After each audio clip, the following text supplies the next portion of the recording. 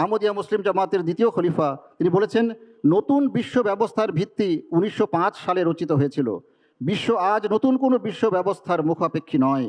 প্রত্যেক ব্যক্তির জন্য খাদ্য, বস্ত্র, বাসস্থান, চিকিৎসা ও শিক্ষার ব্যবস্থা অবশ্যই করতে হবে।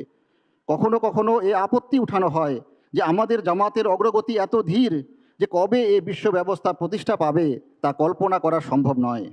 এর উত্তর হলো, যে কাঠামো দৃঢ় ভিত্তির উপর প্রতিষ্ঠিত নয়, অচিরেই তা ভুলুণ্ঠিত হয়। তড়িঘড়ি করে যেসব সামাজিক বা অর্থনৈতিক ব্যবস্থার পক্ষে আজকাল প্রচার করা হচ্ছে, অচিরেই তা নিঃশেষ হয়ে যাবে। একমাত্র সেই ব্যবস্থায় টিকে থাকবে যা মানুষের স্বেচ্ছা প্রণোদিত দানের উপর ভিত্তিতে প্রতিষ্ঠিত। ঘাস আজ হয় কাল শুকিয়ে যায়, কিন্তু ফলদায়ী বৃক্ষ বড় হতেও সময় লাগে এবং এরপর দীর্ঘদিন টিকে থাকে। মুসলিম মওদুদ ইসলাম স্বয়ং এই প্রশ্ন উত্থাপন করে উত্তর দিয়ে গেছেন যে লোকে বলে কোথা থেকে এত টাকা আসবে।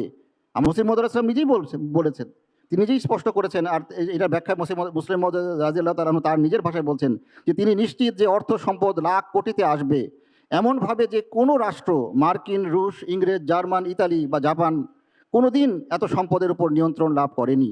তার শঙ্কা যে এটি আমাদের অসততায় লিপ্ত করতে পারে। সুতরাং কিভাবে এই ব্যবস্থা প্রতিষ্ঠিত হবে তিনি আমাদের এই বিষয় নিয়ে উদ্বিগ্ন হতে নিষেধ করেছেন, বরং আমরা নিজেদেরকে যেন এর ভার নেওয়ার যোগ্য করে গড়ে তুলতে তৎপর হই।